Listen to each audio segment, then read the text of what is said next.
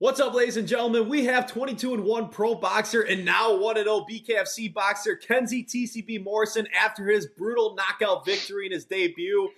Kenzie, I imagine the face is doing all right, but how are the knuckles feeling after the KO? Oh man, my face is fine. Knuckles are good. Kind of got a little jam finger, but outside of that, I think I got away from this bout pretty lucky. Yes, sir. Yeah, if you can take the viewers through, what was the process on why you switched from traditional boxing over to BKFC boxing? I boxed for a long time, and there for a while, it kind of got a little stale for me, and I was struggling to stay active.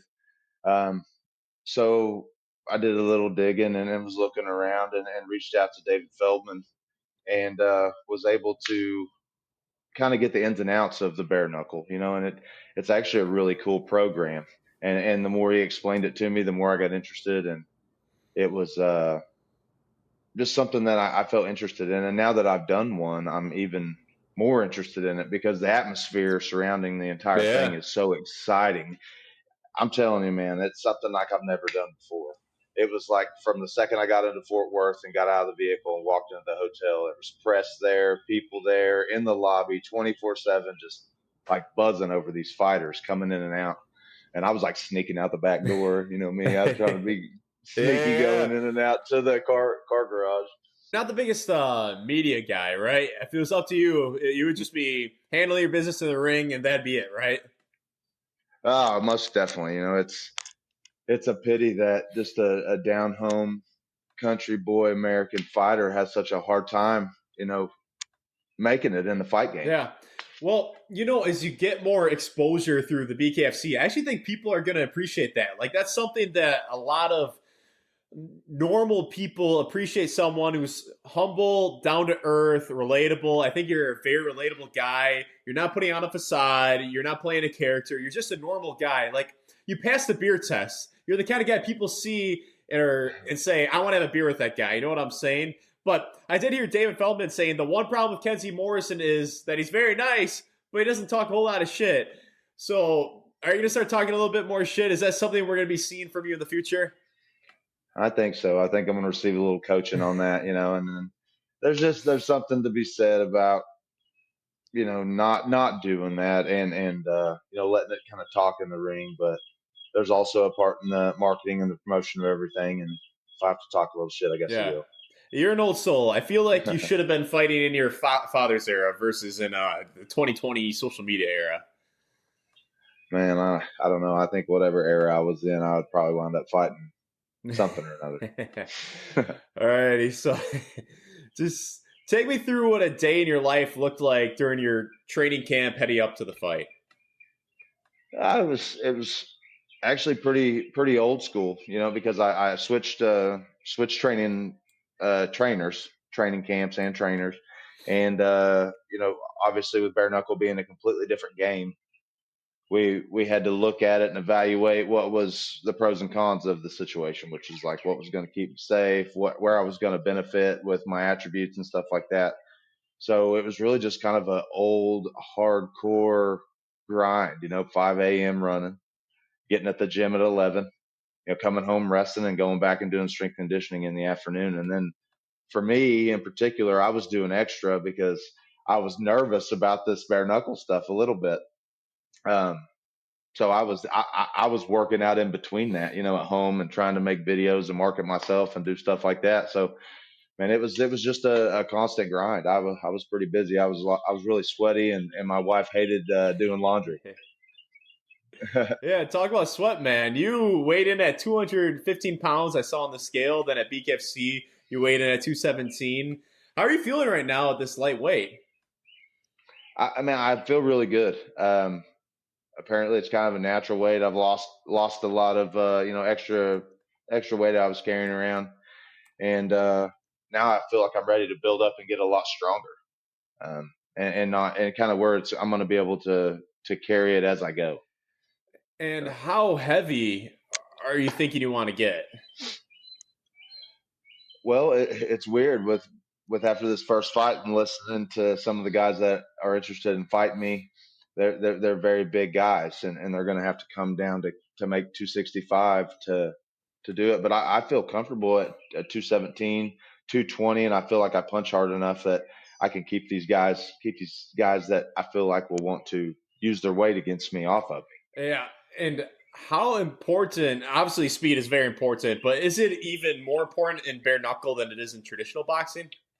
I think so now, because after I still had a hard time pulling my power punches, but it's something that volume is going to create a lot more success in bare knuckle, just because of it takes a lot less pressure to create those injuries. Sure. And you also have to save your hands, because I watched some of those fights that went the distance, You were and I don't watching know how those, that. I watched. There's a TV in the back, and it was kind of stressing bro. me out and kind of pumping me up.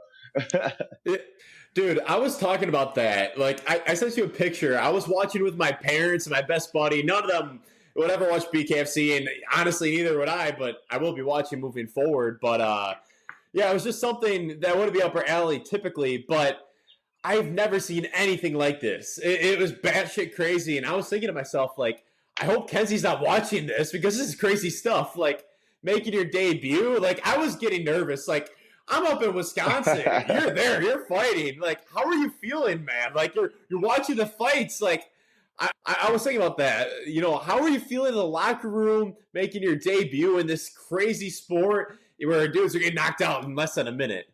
No, man, just the build up to it, and then being in there and watching them fight by fight by fight. There was a lot of mixed emotions, because it's a different style of fighting. I think that the guy that strikes first normally does the best. And in boxing, traditionally, it's work behind a jab, set a steady pace, and then pick your shots, because the guy's just as educated as you are. In bare knuckle now, it's such a mixed, it's a mixed conglomerate of different types of fighters. So you don't really know what you're going to get. So the I don't know, with the mixed emotions and stuff, I was stuck between boxing, and I was just going to go out there and fight and try to give the fans a great show. And I knew I needed to finish well so people would be excited. And that's just what I Yeah. tried to do. I mean, and it didn't help that David Feldman came out right before. I mean, he pulled every fighter on the show out in the hallway. We're standing right there next to our opponents, and he's like, "Listen, this is an emotional thing for us."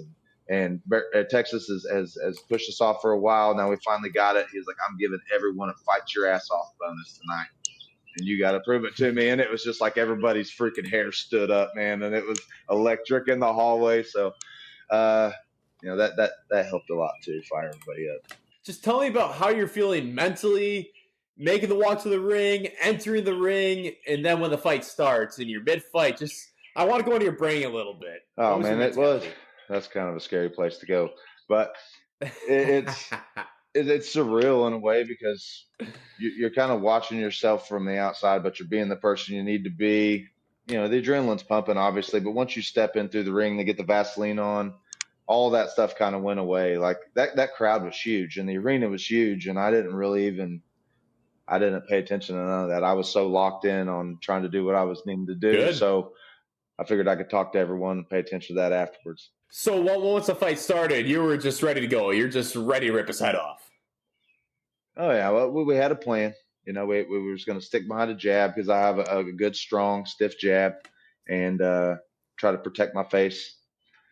Uh, I got a little wild, just from the adrenaline and stuff. Threw a Yeah. couple wide punches, got hit. I left with a couple stitches myself. I didn't Oh, you live had completely stitches. unscathed. Oh yeah, I wound up with about 10 stitches across my chin and one Damn. right here in my lip. Yeah, so I don't think that anyone gets out of that thing completely unscathed.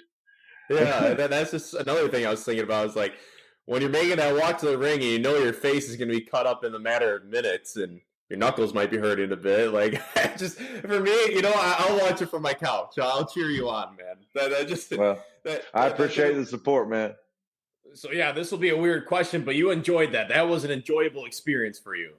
Yeah, man. Like I said, it was an experience of a lifetime, from the beginning to end. The company's a great company to work for and be a part of, and just the excitement alone, and being able to do something like that on a big platform with people that just truly love fighting is awesome. It's something where I don't have to worry. It seems like you don't have to worry about the politics and stuff in bare knuckle, so it's Yeah. something I'm excited about. Well, that's the thing with boxing, and we'll get into this in a little bit. But the thing with boxing is there's like 6 belts, right? There's all these different organizations, and you know it. It's just for Oh the yeah. viewer back home. Big reason why Kenzie's fighting in BKFC is because boxing's a total political mess, right? But this is an organized league with one champion at each weight class, right? Just like the UFC. Yep. And it's organized like the NFL, the NBA. It's an organized league. There's structure, right? There's actual fights signed, and if someone pulls out, you'll find a replacement guy. It's a lot simpler. So that's a big reason why you're obviously doing this. And just also talk about just one more mentality question is I've been following your career for a while now, and I remember your face-off with Robert Sims. You were very pleasant, friendly, shaking his hands. And this face-off at the weigh-ins, you just went hands up right away. Your eyes were big. You just looked ready to rumble right then and there. Talk about, was there a bit of a mentality shift from fights past with the kind of like respect for your opponent? Well, I mean, I still had respect for my opponent, and I always Yeah. will. But there was a different Or aura being about friends me. more is what I'm saying. Like being as friendly. Just Oh well, yeah. Well, I was still friendly. I had to shake his hand. It was driving me crazy until I got to shake his hand. But you know, there's just a different aura about me in this stuff. I had to go to a different place for this because I knew that I had to kind of level up, in a way to make this worth it for me and for the fans and for everybody. And yeah, I guess it kind of made me a little crazy and it made me a little mean in a way. that's the way you got to uh, do it. yeah, I mean, there was a little portion of that I didn't have control of.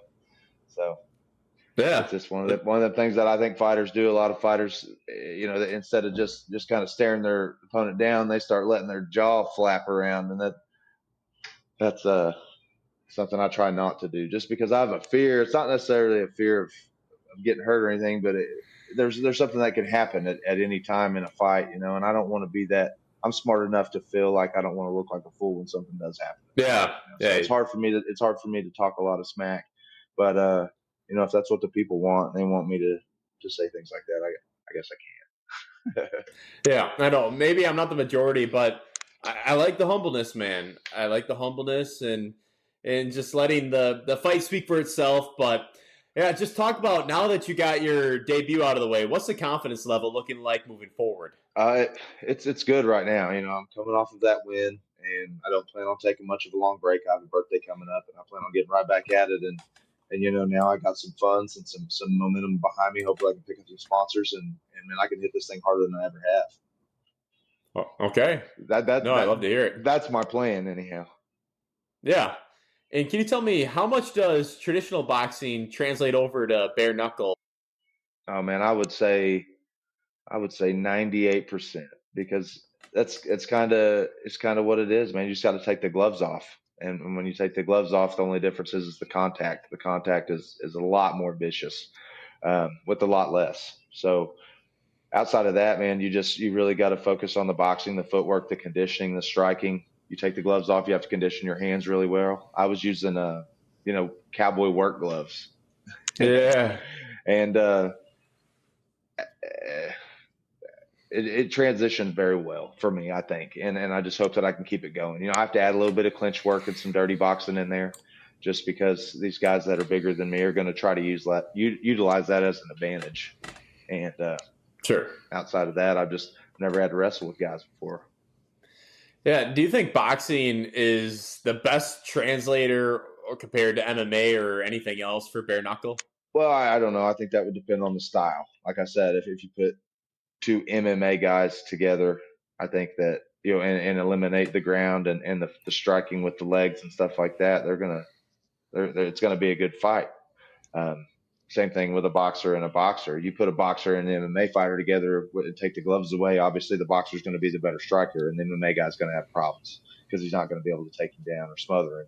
So Yeah. I think that it's styles make fights, and I think it's going to depend on which style the fighters are when it comes down to it. And then, yeah, so talk about, we talked about this off the show a little bit, but just the knuckles, when you're landing those punches, how are they feeling? It felt good, man. It was a solid smack. You have to really be sure to be accurate and turn your hands over, make sure your bones are all aligned, don't have your wrists bent and stuff like that. But I got lucky enough that I threw a lot of jabs. Most of my punches were jabs, and everything was pretty straight. So I didn't have any issues this time. Are you strategically like really aiming your punches? Like, I don't want to hit them in this spot. I want to hit them in this spot. Yes. Or is it just okay? Yeah. Okay. Well, I mean, and until you get a little wild, I mean, obviously you're always aiming for me in particular, I'm aiming for like the bottom of the nose or the top lip and down. Nothing above that, because anything above that is just danger. There's a lot of hard bones up there. Anything from here down is pretty soft. I don't know. I just that's what we've kind of established by watching a lot of this stuff. Okay. And then a lot of different boxers have different approaches when it comes to weightlifting. You talked about how you want to add a little bit more strength to your frame. Just talk about what's your approach going to be with weight training moving forward.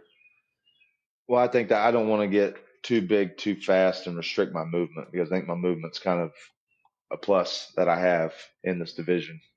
So it's just going to kind of be gradual weight adding. I don't think that I'll have a problem once I really start eating and protein and stuff. Like I said, I cut weight on purpose. I was trying to cut weight to get rid of some weight that's been hanging on for quite a while. That's why I dropped so drastically, it kind of scared me too, because I'm still losing weight. I actually weigh like 207 right now. You're 207? I'm 207. We're like right the now. same weight. Maybe Yeah, I'll have to step in with you, big dog. Yeah, or at least we can ball it up or something, Yeah. Well, I can dunk a ball now. Yeah. Oh, it doesn't make a difference, man. You lose some weight. It does. You can start jumping a little higher, man. Yeah, that's right. Gravity's more forgiving.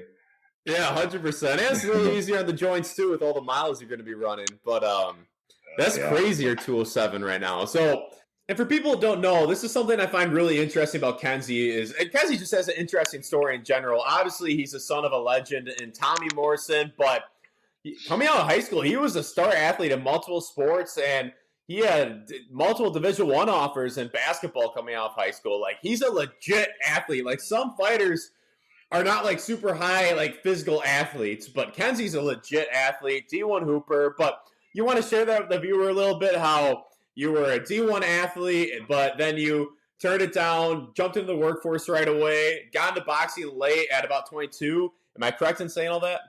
Oh, yeah. That's exactly right, man. It didn't take me long to figure out that work was tough. Well, what you're doing right now isn't exactly the easiest thing, but a little bit more entertaining, a little more stimulating for the brain than doing something at a desk for like 8 hours. Well, and it's just something that I love doing. It's like, goes back to the old saying, if you do something you love, you don't ever work a day in your life. So, are you starting to like the marketing a little bit more, or are you still? No. Well, I'm telling you though, it seems like your name's really starting to generate a lot of buzz. The following's growing quite a bit. I think on Facebook you doubled your following in like a week or two. Like, oh yeah. Well, I can like it all I want, but I'm gonna have to get used to it. Yeah, exactly. But so, can you talk about how before you made the transition to BKFC, obviously you were a boxer, you wanted to make it to the top, struggling to get fights signed, struggling to get fights once they're signed to the finish line. Can you talk about the struggles of a boxer trying to make their way to the top, working a regular job, being a family man? Can you talk about your life prior to the BKFC?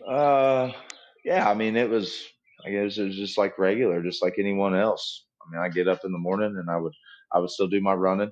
I would have to meet the crew somewhere or another and work for a specific amount of time, just so that I could make it back to the gym on time and not be completely wore out. All that while juggling my son's sports activities, and my wife's a real estate agent, so she's constantly running and going. And but it was completely manageable and worth it. And I was very blessed. I made a video today earlier on my Facebook thanking all my sponsors, and they're wonderful people that I wouldn't be able to do what I do without them. So, luckily I had them, so it wasn't complete hell. Yeah, absolutely. Life before the BKFC. Now I think that with them, life's going to get a little easier, and hopefully I can get a little better at marketing, and maybe that'll help too. Yeah. No, dude, you're doing a great job. You've been super consistent too.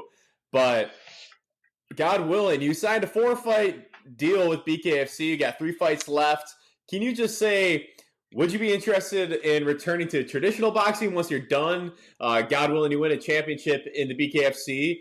And then would you be interested in returning to traditional boxing? And then when you do return, what are you interested in doing? What's the goal?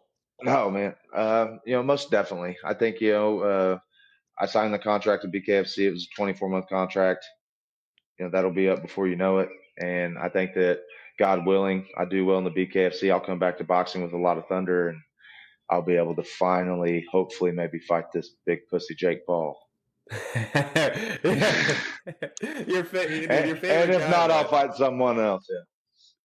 Yeah, well, we'll talk about that before I let you go. We'll get into that briefly, but and then another question I have about you, not talking about your boy Jake. And I want to say, I saw a video on TikTok. I just downloaded TikTok. I'm not a TikTok guy, but I just downloaded it. I've been told that it would be good for me to have. But I saw a video on there, and somebody was calling you the biggest Jake Paul hater. It's like a ChatGPT thing. It was like, will Jake Paul ever fight his biggest hater? And I kind of like that. I think that's a good little branding idea. Kenzie Morrison, come on, fight your biggest hater, Jake. Come on. Oh, exactly. Well, my sister actually lives with me. She's in college, and she's a chat BT, whatever that thing is that you just said. She's big on that, and boy, she's on it all the time and reading me what it says about me and Jake Paul, and it just cracks me up. That's great. That's great. But just talk about traditional boxer. We spoke in August of 2022. You had your first career loss, and then you won your next 2 fights following that. But sometimes a loss like that can be something you could really grow from, a moment of self-reflection, a valley like that. But can you talk about, did that loss help you improve as a boxer? Maybe something where you could turn a loss into a lesson, turn it into a positive. And how much did you improve as a boxer since we talked in August of 2022? I think I improved greatly from that loss.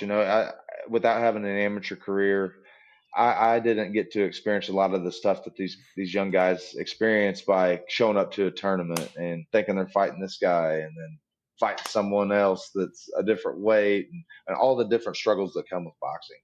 And, that loss was something that I truly probably needed. I know every fighter wouldn't say that, most likely, because they're always want to be a winner and undefeated. But, I think I needed that in order to grow. Sure. It took me a while. It took me about 6 months to get over it, because I don't even like losing at checkers. So my competitive spirit was really broken. And I did a lot of soul searching, but ultimately, man, I found a lot of fire in that, and it changed my life, and it brought me back, and it gave me drive to push even whenever no one was helping me. And that's why I'm where I'm at today. Yeah. No, there's a lot more lessons to be learned from a loss like that than versus when you're on top and you keep winning. It's harder to reflect and see, I need to improve on that and that. So that's great to hear. And so as I mentioned before, we talked about it a little bit, but Jake Paul, you're not a big shit talker, but Jake Paul, you have no problem letting fly with him. And I made a video, and I think the fight makes a ton of sense, right? And I'll just quickly, for people who didn't see that video, I'll lay out the reasons why I think Jake and Kenzie, I think it makes more sense than any fight out there, any fight for Jake. He's talking about fighting Badu Jack, who, 1, he's from Sweden, 2, he's 41 years old. He just keeps fighting little guys, MMA fighters, guys who are old. Kenzie's none of those things, right? You're in your prime. You're taller than him. He's probably a little bit thicker than you. But I'm going to lay out the reasons why. Kenzie, son of Tommy Morrison, looks just like his dad Tommy when Tommy was in Rocky V. Kenzie's got a 22-1 pro record. Jake, Jake, I guarantee, is walking around heavier than Kenzie is, even mid-cut. If Kenzie's 207 right now, I guarantee Jake weighs more. Jake outweighed Kenzie in his last fight against Mike Tyson. He was weighing 227. Kenzie just weighed 217 for his last fight. Jake's thicker. Kenzie's lengthier. Kenzie knocked out Hasim Rahman Jr., who you did that in April of 2022. Jake was scheduled to fight Rahman Jr. in August of 2022. And you generally are one of Jake's biggest haters. I mean, you're a likable guy. Jake's not. Classic good guy versus bad guy situation. You're an American. There's no need for a translator. Like the Chavez fight, it's hard to get fired up for a fight when you need a translator every few seconds. You're not a shady guy. You're not going to price yourself out of the fight. You're not going to do shady stuff behind the scenes. Like I said before, you're not 40. You're not a little guy. You're not an MMA fighter. And Jake actually has more rounds in the ring than you. He has one more amateur fight than you because you have no amateur experience. So the fight just makes all the sense in the world. And my question is for you is like, how confident would you be heading into that matchup with Jake? Oh man, I would probably have all the confidence in the world because if I was able to sign the contract on something like that, man, that would be nothing. That would stop me from training harder than I ever have. Even Yeah. even if they were to call me, say Chavez drops out this weekend and they call me on Friday, that's the only reason why I haven't had one sip of alcohol since this last fight, just in case that shit happens. You never know. You never know. Yeah. And hey, yeah, no, Nikisa saw my story. Jake's manager. I posted. I said, hey, Kenzie makes the most sense. I can explain why in just a few minutes. I just laid it out in like 30 seconds. Nikisa saw it, and I had a guy on the show recently who said he sent a DM to Jake's manager, Nikisa, and ended up getting the fight. So you never know. You never know, but it makes a lot of sense. I think that fight would be absolutely massive. So I hope that happens for you. I hope, yeah, you get the clout in BKFC and you get to go out with a knockout with Jake Paul. I think that'd be a nice end to the story. Do you know how many fights you'd want to fight post BKFC? Uh, Man, I think that I'd be willing to go until my body tells me to stop, and I don't want to fight right now. I feel like I'm in my prime. Um, Yep. if I got the aches and pains like everybody else, but I feel really good right now. So I don't see the reason why I couldn't finish this 24-month contract with BKFC and go back and box for a couple years and really try to make some waves. Yeah, you don't have a lot of miles on the tires. You haven't been. You've never been knocked down in your career, have you? I fell down, but yeah, but I've Sure. never been knocked down, um, and I've never been knocked out, even in sparring or any time actually in my entire life. So you're right. I don't have a lot of miles because I didn't have an amateur career. Um, I haven't taken a lot of beatings in the ring just yet. So I mean, I think that I would be safe to say that I could finish this up and box for a few more years. Okay, and then you say it's a 24-month contract. I mean, obviously you got to build up fight, you got to have a training camp, but you're only suspended by the Texas Commission for a week after your fight because you're doing a lot of the punching, a lot of the damage. Could you potentially see yourself getting through those 4 fights a little bit quicker than 24 months? Yeah, most definitely. I mean, like I said, I'm going to try to stay ready. That way, anytime they have something come up and they're willing to put me on there, I don't have to worry about anything. I'm ready to go. Sure. Am I correct in saying that, obviously you knocked out Rockman, then Rockman was scheduled to fight Jake. Were you going to go to MSG after, were you about to head up to MSG? Were they going to bring you in or what, was anything going down there? Or am I wrong? No, there was some talks going on there where I was actually going to possibly fight Mike Ballaghan, which was the opponent that knocked out my brother. Um, Okay. On that card. and, there was a card there at Madison Square Garden, but it was at the theater. It was a smaller theater, and it was a charity event.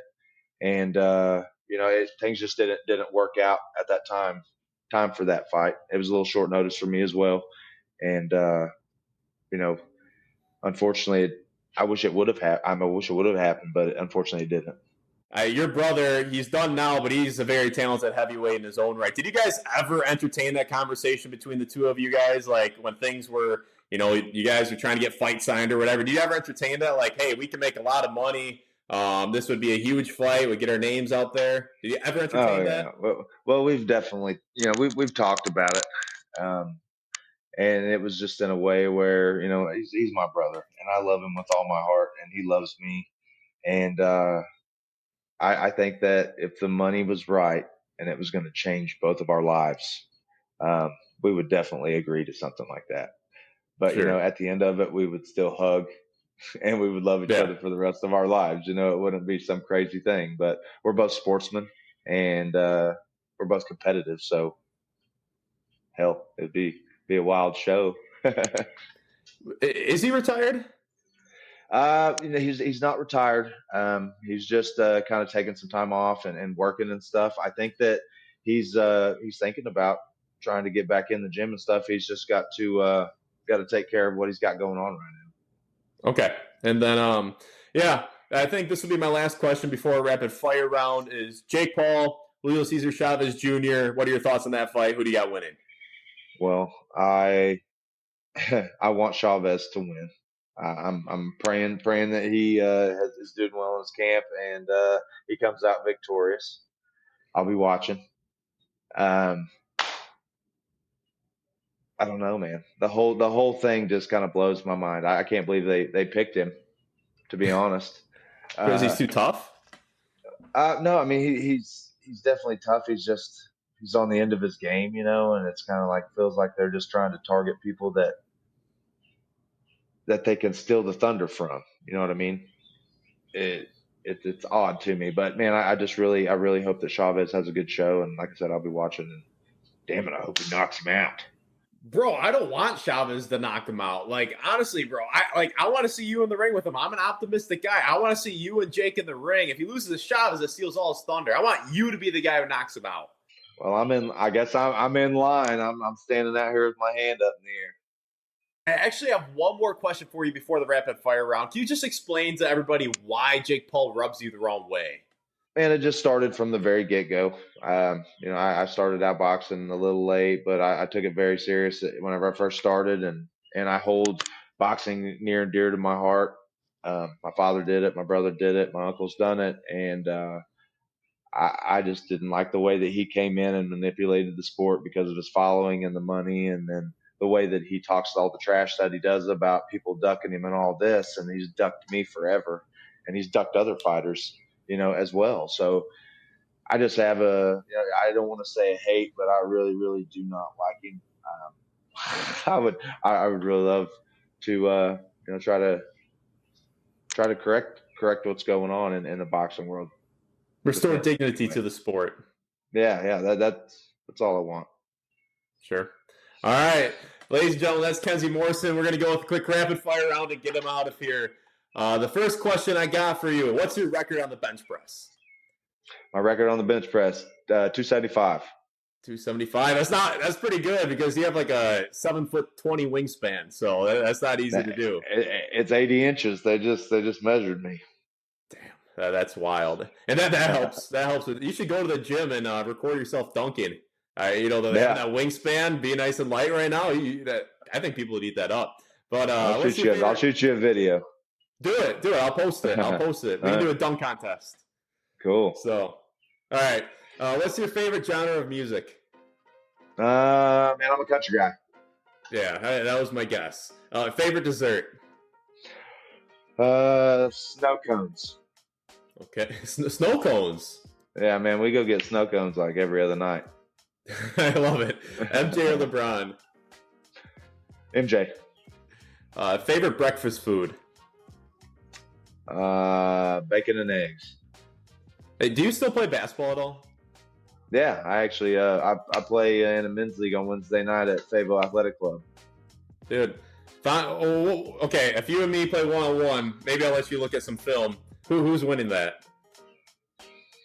Depends on how serious we're taking it. Dude, let's run it. All right, man. I'm about to get physical. Dude, I'm not too worried. I'm 207 right now. I'm not that worried. All right. Fair enough. All right. Yeah, but hey, I would love to run that. All seriousness, if I'm ever down in Arkansas, I would love to run that. That'd be some great content right there. Well, we'll set it up. You better bring your film crew. Yes, sir. Yeah, you got it. Favorite breakfast food? That was bacon and eggs. Oh, yeah, my fault. What would you be doing right now if you weren't a boxer? Well, man, I would imagine that I would probably be already advanced in law enforcement, where I plan on heading after all of this. Dude, I love it. Kenzie's just an all-American man. I love it. You want boxer? You want to be a cop after? I love it. Yep. Not choosing anything too safe. No, I got to have something that's going to keep me on my toes, and I'm not one of those guys that can go to work every day and do the same thing. So I think that something like that, where I can help people, and make a difference would keep me interested. And like I said, I like to think that if I do something I love, I'm never going to have to worry about working too hard. And what's your favorite thing to do in the summertime? Man, I like to be around the water. I'm a July baby, so I'm a summer baby, and I love being outside, being with my friends, training, and doing anything outdoorsy. It's too nice outside to sit inside. Good deal. Dogs or cats? Dogs. Favorite animal? Favorite animal? Monkey. Okay. Who would play you in a movie? That's a good one. I'd have to think about it. Probably if Paul Walker was still alive, Paul Walker. Okay. And then who's your favorite boxer to watch right now? Right now? Yeah. Usyk. Usyk. Okay. Yeah. You think he's going to take down Dubois? Oh, yeah. I don't think he's going to have a problem at all, man. He just has such the capability to adapt, and size does not frustrate him at all. Because he's a volume puncher. He's strong. He's smart. And he's just so educated in the sport. I think he's going to be one of the greats. He's already one of the greats in the lower weight, but he's chipping away at the heavyweight division right now. Bro, if he wins, what else can he do? At the very least, he's the best of this generation, but people got to start putting some respect on his name, like, all time. Like, to do this in cruiserweight, heavyweight, call him one of the best ever. Like, I'm talking top 3, top 5 easily. Like, just put some respect on the guy's name. I completely agree, 100%. And he's a likable dude, too. He's hilarious, man of God, funny. Just he's got a personality, man. He passes the beer test as well. Yes, sir. You know what I mean? Yes, sir. Yeah, no. Have you ever met him? I have not, but I would love to. Hopefully I will, man. I'm trying to get tickets to the Wilder fight in Wichita, and hopefully some of these heavyweights are there. Sure. No, absolutely. Good networking opportunity. And then a few more questions here. What's your favorite cheat day meal? Favorite cheat day meal? And I love a big cheeseburger. Like a 1,600 calorie cheeseburger. Yeah, like I said, you're a proud American. Favorite exercise in the gym, like lift. Lifting. Sure. Man, I like I like curling. Okay, all right. Especially during the summertime, man. What's your favorite TV show? Favorite TV show, like of all time or today? We can do both. Both? All right. Of all time, it's got to be Game of Thrones. And currently, I guess it would have been Landman with Billy Bob Thornton. All right, let's go. 2 more. Do you have any superstitions? Oh, man, I got a lot of superstitions. One in particular, I guess, is just black cat crossing the road. We'll go there. I don't know. All right. And then the last one. If you could have dinner with any person on the planet right now, who would it be? If I could any person in the planet? If you could have dinner with any person on the planet right now, who would it be? Probably Donald Trump, man, to be honest. And don't cut that out. All right, let's honestly, the fight crowd will love that. The BKFC crowd will love that. And one more question I have for you is just talk about your faith a little bit. I saw that you prayed in your decision to go to the BKFC. What role does your faith play in your life and in your boxing career? Oh, man, I think that it plays a lot. My wife is very, very religious and very faithful, and she's rubbing off on me day by day. I like to pride myself on having my own relationship with God. It might not be the most flamboyant religious outpouring for other people to see, but I know my heart's right, and I try to be a good person. I live by the golden rule, and I like to think that if the rapture would happen, I know where I'm going to go. So outside of that, it keeps me square. Amen, brother. Amen. Well, this was an awesome interview. So excited we got you back on the channel. Let's fucking go. Kenzie, you're the man. Let's fucking go, baby. Dude, let's go, dude. God bless your future, man. I'm rooting for you, and I think there's going to be a lot more people rooting for you in the future because you're very marketable. But best of luck moving forward, and looking forward to staying connected along the way. All right, brother. Thanks for having me on again, and much love to you and your family, and I imagine we'll talk soon.